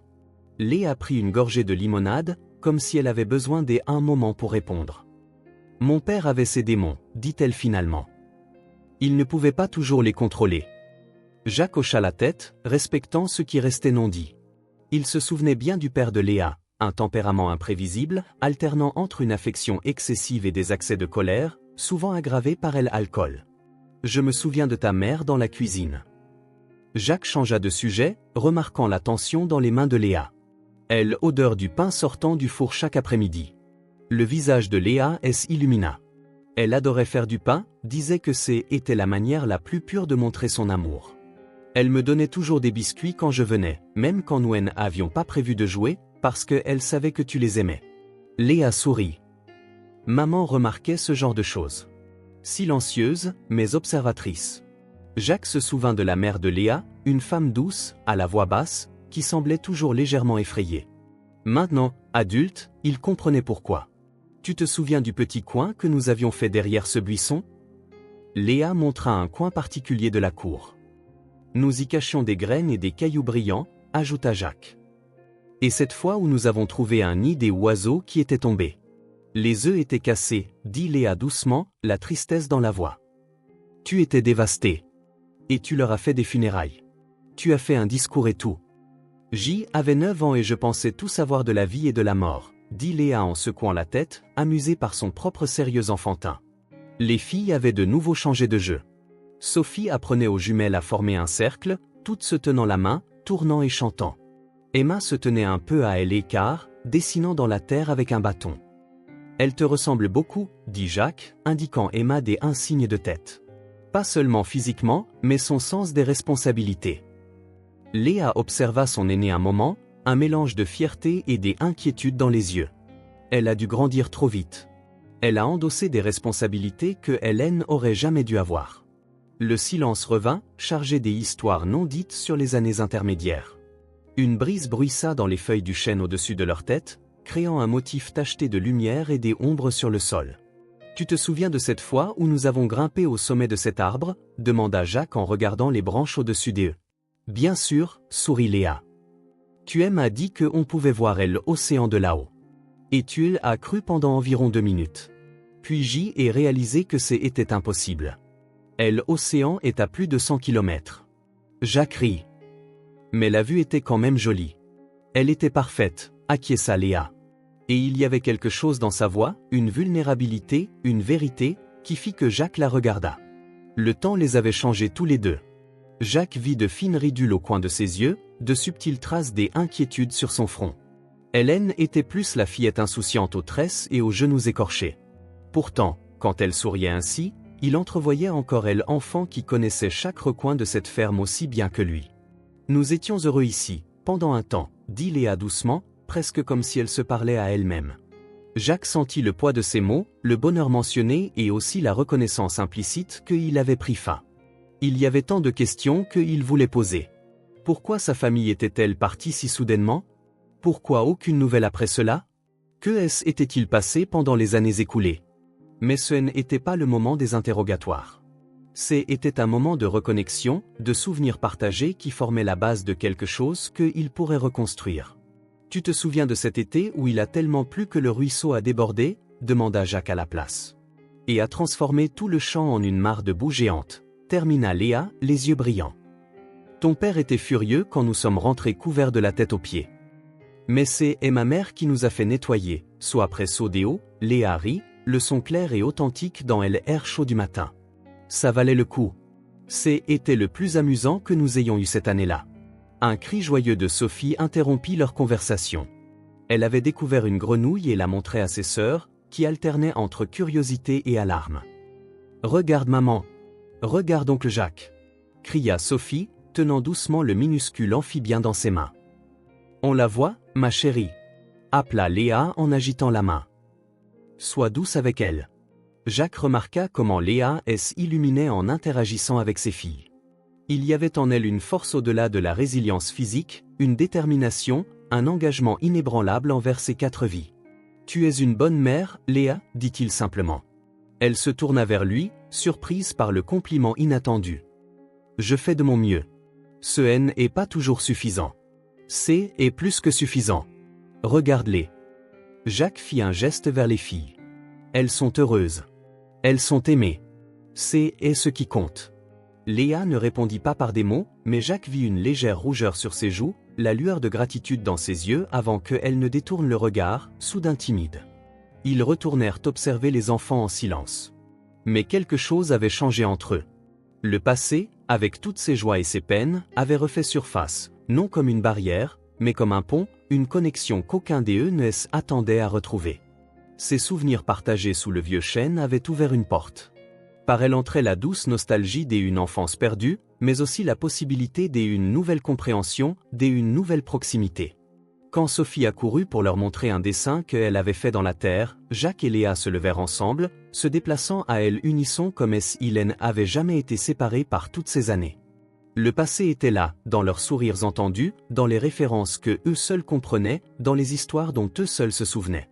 Il était là, dans la façon dont leurs épaules se frôlaient presque alors qu'ils se penchaient pour voir le dessin de Sophie, dans la familiarité que le temps n'avait pas entièrement effacée.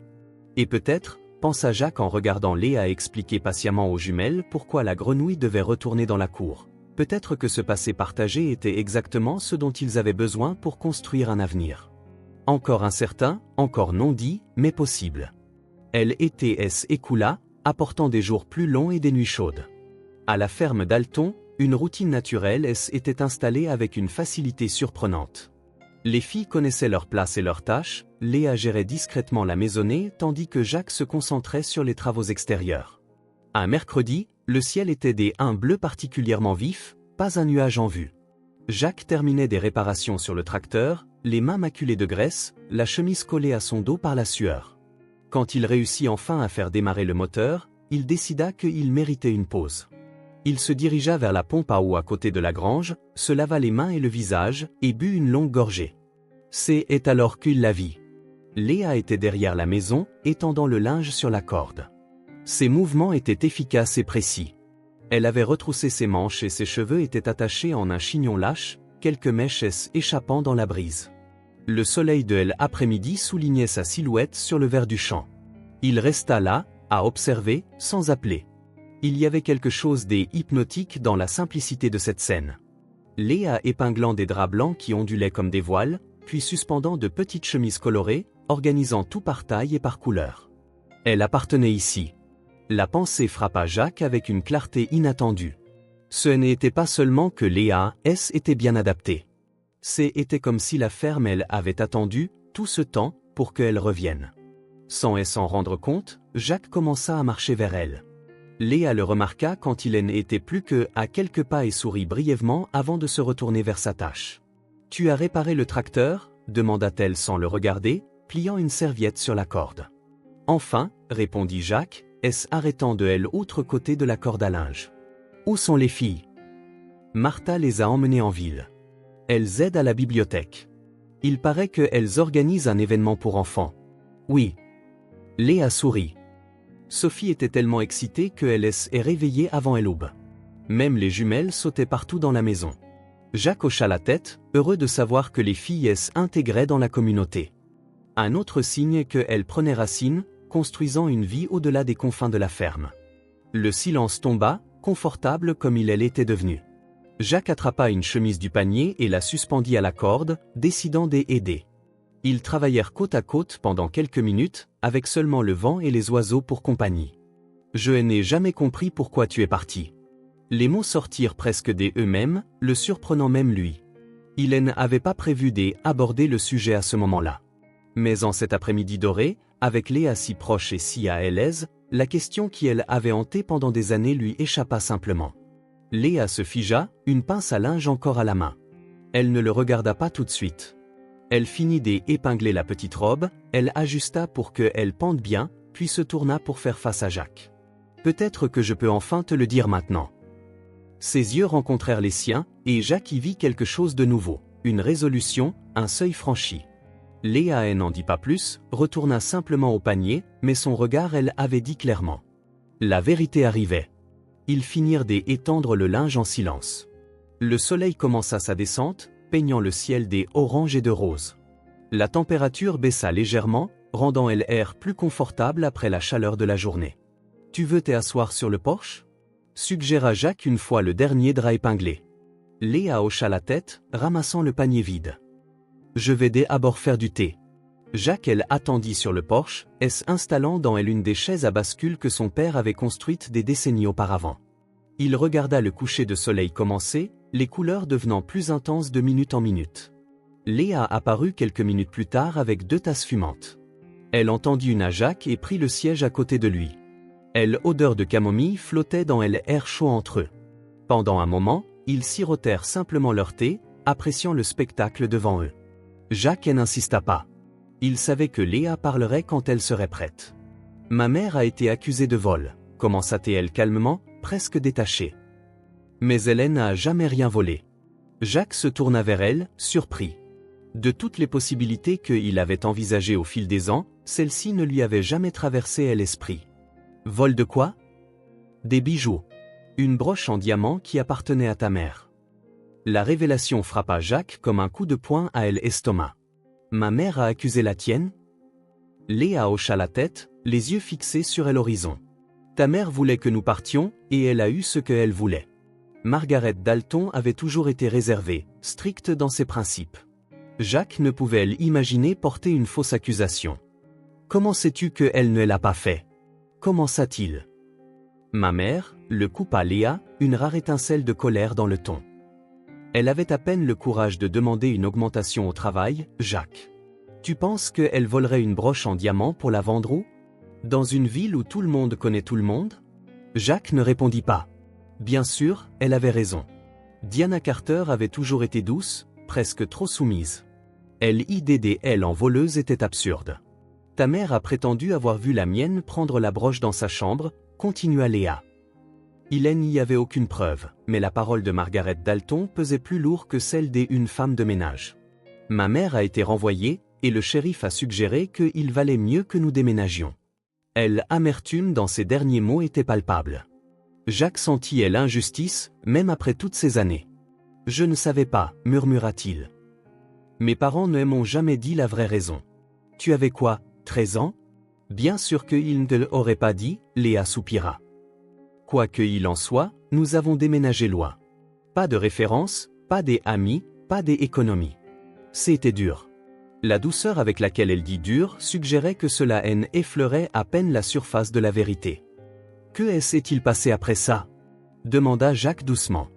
Léa prit une autre gorgée de thé, comme pour puiser de la force dans le liquide chaud. Ma mère est tombée malade. Le stress, le déménagement, les mauvaises conditions.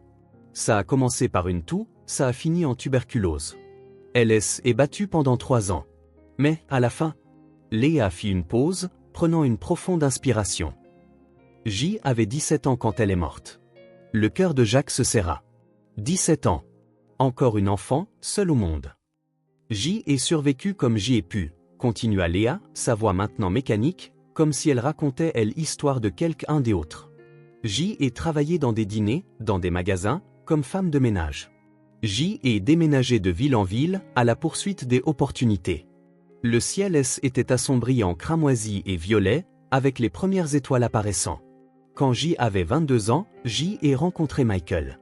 Il était charmant, beau parleur, plein de projets. Nous nous sommes mariés 6 mois plus tard. Emma est née l'année suivante.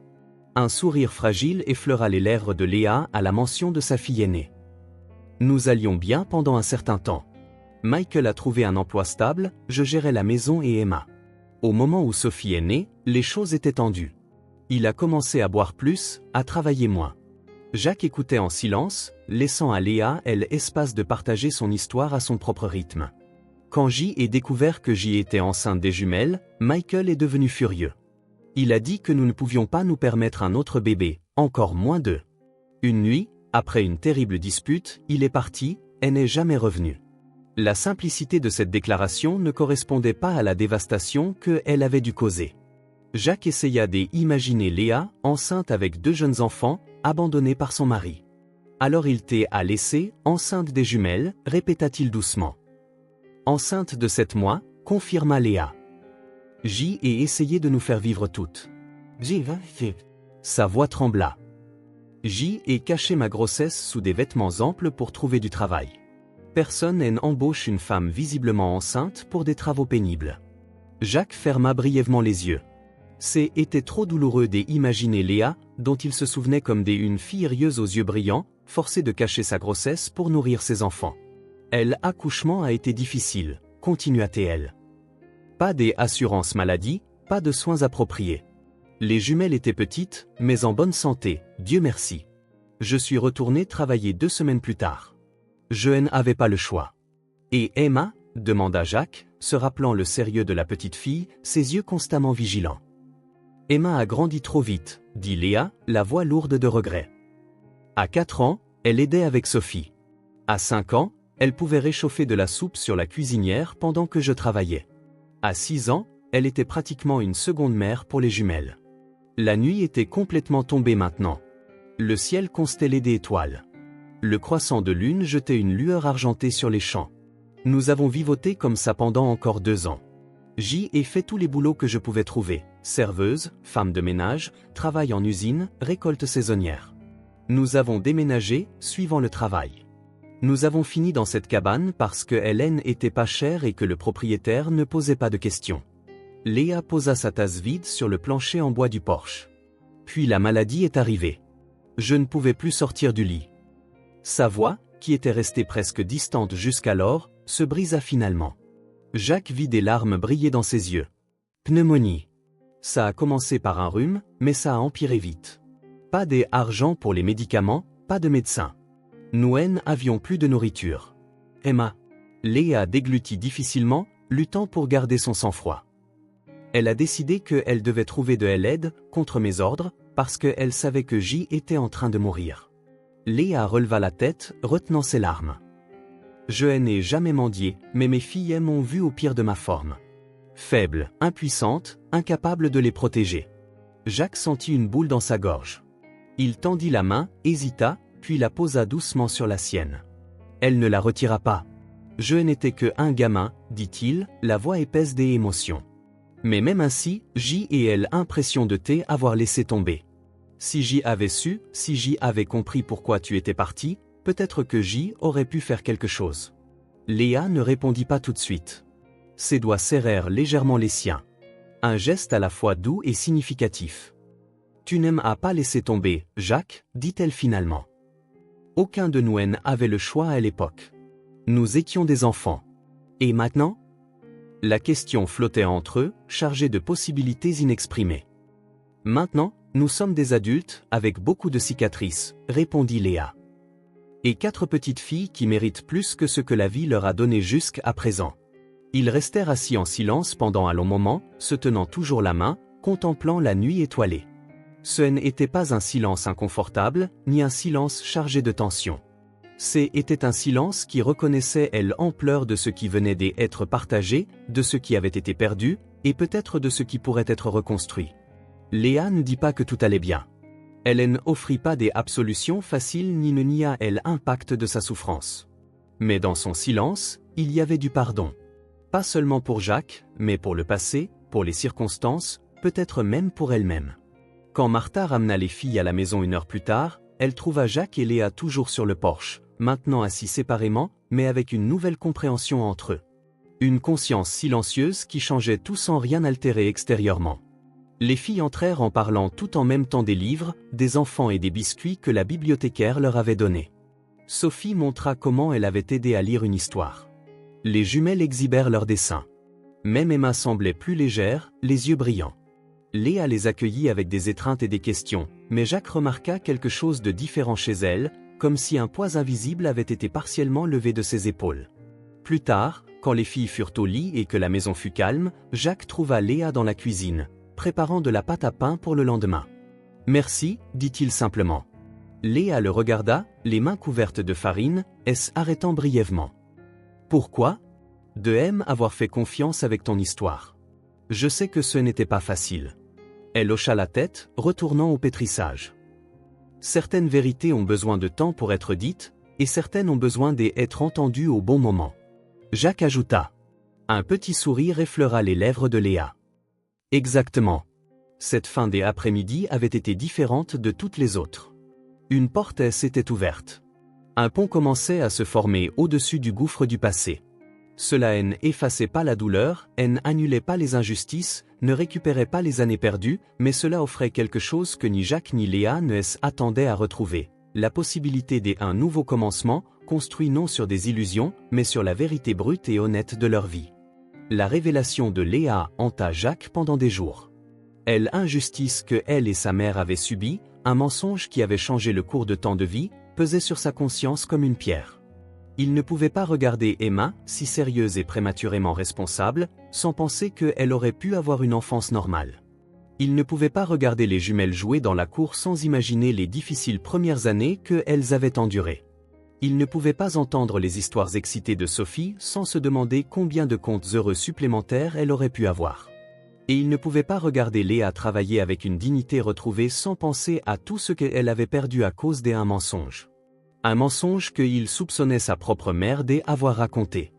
Le matin du 3e jour après avoir parlé avec Léa, Jacques prit une décision. Il avait besoin de réponses. « Je vais en ville aujourd'hui », annonça-t-il au petit déjeuner. « J'y ai quelques courses à faire. » Léa, elle, étudia par-dessus sa tasse de café, comme si elle lisait ses pensées. « Tu veux que je te prépare quelque chose ?»« Pas besoin, » répondit Jacques, s'efforçant de paraître décontracté. « Je serai de retour pour le dîner. » La maison de retraite où vivait Margaret Dalton se trouvait à environ 40 minutes en voiture. C'était un endroit agréable, avec des jardins spacieux et un personnel attentionné. Jacques payait une somme mensuelle considérable pour assurer que sa mère recevait les meilleurs soins pour ses 78 ans et sa santé fragile. Il ne lui rendait pas visite aussi souvent qu'il aurait dû. Il savait que leur conversation était toujours superficielle, se concentrant sur la météo, la ferme, les nouvelles locales, jamais sur les sentiments, jamais sur l'histoire douloureuse. Aujourd'hui serait différent. Quand Jacques arriva, il trouva Margaret assise dans un fauteuil à bascule sur le porche. Malgré son âge et la maladie qui diminuait lentement sa mobilité, elle gardait une posture impeccable, les cheveux gris soigneusement arrangés, des vêtements sans un pli. Le contrôle avait toujours été sa marque de fabrique. Jacques. Ses yeux s'illuminèrent en le voyant. Quelle agréable surprise. Il se pencha pour lui embrasser le front, notant le parfum familier qu'elle portait depuis aussi longtemps qu'il s'en souvenait. « Bonjour, mère. Comment te sens-tu aujourd'hui ? Tu sais, mes os se plaignent, mais ma tête fonctionne encore. » Elle sourit, indiquant la chaise à côté d'elle. « Assieds-toi. Madame Russell apportera le thé sous peu. » Jacques assis, jetant un coup d'œil au jardin bien entretenu. Quelques dames âgées se promenaient le long des sentiers de pierre, appuyant sur des cannes ou aidées par des auxiliaires. Un homme très âgé nourrissait les oiseaux depuis un banc sous un arbre. « Comment va la ferme ?» demanda Margaret en ajustant le châle sur ses épaules. « Bien, dit Jacques. En fait, il y a quelques développements. »« Oh, raconte. » Jacques prit une profonde inspiration. Il n'y avait pas de moyen facile de commencer. Léa Carter est de retour. L'effet fut immédiat. La couleur quitta le visage de Margaret. Ses mains, qui reposaient calmement sur ses genoux, agrippèrent le tissu de sa jupe. « Quoi ? Léa est revenue, répéta Jacques, observant la réaction de sa mère. Elle a 4 jeunes filles. Margaret détourna son regard vers le jardin, mais Jacques pouvait dire qu'elle ne voyait ni les fleurs ni les gens. Elle voyait des fantômes. Comment cela est-il produit? Demanda-t-elle, sa voix soudainement frêle. J'y ai trouvé les filles près de la ferme. Elles étaient perdues, cherchant de l'aide. Leur mère était malade, seule dans une cabane dans les bois. Jacques fit une pause, notant comment chaque mot semblait frapper physiquement sa mère. Je les ai recueillies, je me suis occupé d'elles. Puis j'y ai trouvé Léa. Elle avait une pneumonie. Elle a failli mourir. Elle va bien maintenant? La question de sa mère était presque un murmure. Physiquement, oui, elle se rétablit. Jacques se redressa sur sa chaise. Il était temps d'aborder le point crucial. Mère, Léa a dit pourquoi elles sont parties. Margaret ferma les yeux. Une seule larme coula sur sa joue ridée. Elle a dit que tu avais accusé sa mère de vol. Madame Russell arriva à ce moment-là avec un plateau de thé. Margaret se ressaisit rapidement, la remerciant avec un sourire forcé. Dès que l'employé fut parti, le sourire disparut. Jacques, tu dois comprendre. Commença-t-elle, la voix tremblante. Comprendre quoi, mère? Que tu as menti? Que tu as détruit la vie de 2 innocentes avec un mensonge? Les mots sortirent plus durs qu'il ne l'avait prévu. Jacques prit une profonde inspiration, essayant de contrôler la colère qui montait en lui. Il n'était pas venu pour se battre. Il était venu pour des réponses. Margaret posa sa tasse intacte. Ses mains tremblaient. Ton père avait une liaison avec la mère de Léa. Les mots étaient bas, lourds et une vieille douleur. J'y ai inventé l'histoire du vol. C'était ma vengeance. L'aveu flotta entre eux, brut et dévastateur. Diana n'a jamais rien volé? Demanda Jacques, bien qu'il connût déjà la réponse. Non. Margaret le regarda avec des yeux larmoyants. Diana était une femme bonne. Meilleure que je ne l'ai jamais été. Pourquoi, mère? La blessure, Jacques. L'humiliation. Ton père et Diana. Ce n'était pas juste une aventure. Ils aimaient. Sa voix se brisa sur le dernier mot. J'y ai trouvé des lettres, des cadeaux, j'y ai surpris des conversations. Je savais qu'ils prévoyaient de s'enfuir ensemble. Jacques eut l'impression que le sol était dérobé sous ses pieds. Son père, l'homme qu'il avait toujours considéré comme droit et honnête, et Diana Carter, la douce mère de Léa. Et au lieu de les affronter, tu as choisi de détruire Diana? Ce n'était pas une question. J'y étais en colère, effrayé. Tu avais 13 ans, Jacques. Si ton père la quittait, alors tu as inventé une histoire de broche volée. Margaret hocha lentement la tête. Le shérif était un ami de la famille. Il a suffi d'une suggestion. Et ton père, il savait la vérité, bien sûr, mais il n'a rien dit. Je suppose qu'il se sentait trop coupable pour défendre Diana. Jacques essaya de tout assimiler. Sa mère mentant délibérément. Son père trop lâche pour défendre la femme qu'il aimait. Et Diana et Léa, victimes innocentes, payant le prix de la trahison de quelqu'un des autres. Elles sont parties la nuit même, continua Margaret, les mots déferlant comme si elle les avait retenus pendant des années. Le lendemain, ton père a exigé de savoir ce que j'y avais fait. Nous avons eu la pire dispute de notre mariage. Mais vous êtes restés ensemble. Oui. Initialement pour toi, puis par habitude, je suppose.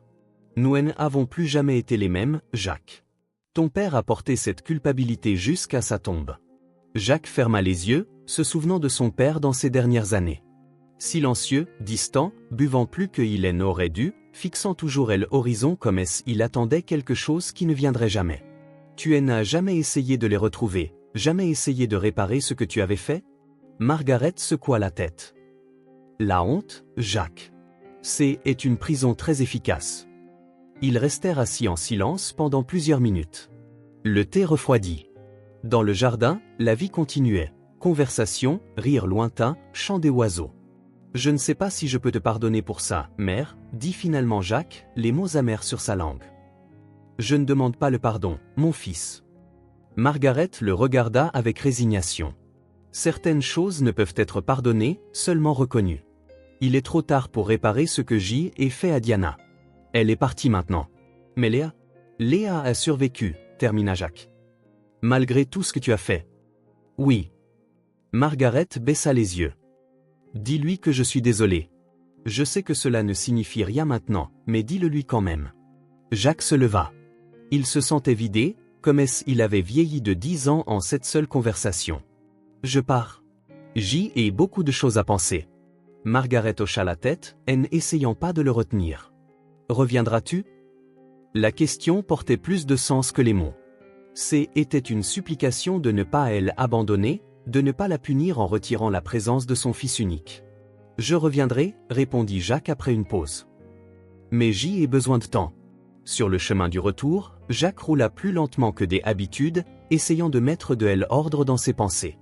Colère, déception et tristesse bouillonnaient en lui. Il pensa à son père, déchiré entre devoir et amour, à sa mère, si frêle maintenant, mais capable d'une telle cruauté par le passé, à Diana, qui avait tout perdu pour avoir aimé le mauvais homme, à Léa, dont la vie avait été déraillée par des mensonges et des secrets que Hélène avait jamais soupçonnés.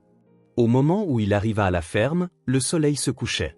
Le ciel était peint d'orange et de rouge, une beauté qui semblait déplacée dans son cœur tumultueux. Il gara la voiture mais resta à l'intérieur un moment, rassemblant son courage. À travers le pare-brise, il vit Léa et les filles étendre du linge sur la corde. Emma aidait avec les plus grosses pièces, Sophie pliait ce qui était sec et les jumelles transportaient de petits articles dans un panier. Elles se déplaçaient à unisson, bavardant et gloussant. Une famille. Blessée, incomplète, façonnée par épreuve, mais une famille néanmoins. À cet instant, les regardant dans la lumière dorée de la fin des après-midi, Jacques prit une décision.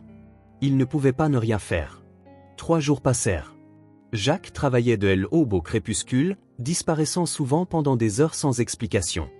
Léa, observait avec curiosité mais respectait son silence. Il y avait une nouvelle intensité en lui, un regard déterminé que elle ne questionnait pas. Le matin du 4e jour, Jacques entra dans la cuisine au petit déjeuner avec un sourire que Hélène n'avait pas porté depuis des jours. « J'y ai une surprise pour vous », annonça-t-il. Sophie commença immédiatement à sauter sur sa chaise. « Une surprise? Qu'est-ce que c'est? C'est un gâteau? Un chiot ?» Sophie, interrompit doucement. « Laisse oncle Jacques parler. » Jacques sourit à la petite boule d'énergie. « Pas un chiot.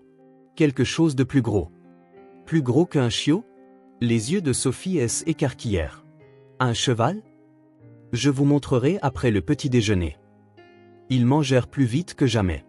Les filles inhalèrent pratiquement leur nourriture, impatientes de découvrir la surprise. Même Emma, habituellement si réservée, montrait des signes de curiosité. Quand ils eurent fini, Jacques les conduisit le long des sentiers qui serpentaient à travers une partie de la propriété qu'ils visitaient rarement. Était une zone plus isolée, entourée des arbres, surplombant un petit étang. Alors qu'ils approchaient, Léa fut la première à remarquer. Entre les arbres se dressait une structure qui n'était pas là avant, ou plutôt, elle y avait été, mais paraissait maintenant complètement transformée. Était une petite maison, l'ancien cottage du gardien qui était resté abandonné pendant des années, maintenant entièrement rénové. Des murs fraîchement peints en blanc, de nouvelles fenêtres avec des volets bleus, un petit porche accueillant, une allée en pierre menant à la porte. « Qu'est-ce que c'est » demanda Léa, sa voix à peine audible. Jacques sourit, ouvrant un petit portail. « Venez voir. » Les filles coururent en avant, Sophie en tête comme toujours, les jumelles juste derrière, Emma plus prudente. Le cottage était petit mais parfaitement fonctionnel. Un salon avec une cheminée. Une cuisine compacte mais entièrement équipée. 2 chambres. Une pour Léa, une pour les filles. Une salle de bain propre et moderne. De grandes fenêtres qui laissaient entrer beaucoup de lumière. « Regardez la cuisinière. Regardez la salle de bain !» cria Sophie, se précipitant de pièce en pièce. « Il y a une vraie baignoire. » Les jumelles suivaient, touchant tout avec un émerveillement silencieux. Emma marchait lentement, vérifiant chaque détail comme pour s'assurer que était réel et non un rêve. Derrière la maison, Jacques avait commencé un petit jardin, des parterres clairement délimités, quelques jeunes plants en place, un système d'irrigation simple mais efficace. Léa se tenait sur le seuil, incapable de bouger ou de parler. Jacques approcha d'elle. « Je ne peux pas changer ce qui est arrivé, dit-il doucement. Mais je peux assurer que ici, tu ne seras plus jamais mise de côté. » Léa le regarda, des larmes brillant dans ses yeux. « Jacques, je ne peux pas accepter. Ce n'est pas de la charité, elle interrompit doucement. C'est la justice. Tardive, imparfaite, mais la justice quand même. Emma les rejoignit, ses yeux solennels parcourant une fois de plus l'endroit avant de se poser sur Jacques. « C'est une vraie maison, n'est-ce pas » demanda-t-elle tranquillement. « On n'aura plus faim » Jacques s'agenouilla à sa hauteur, posant fermement ses mains sur ses petites épaules. « Plus jamais » promit-il, la regardant droit dans les yeux. « C'est votre maison maintenant, pour vous toutes, aussi longtemps que vous le voudrez. » Emma étreignit alors, un geste aussi inattendu que émouvant.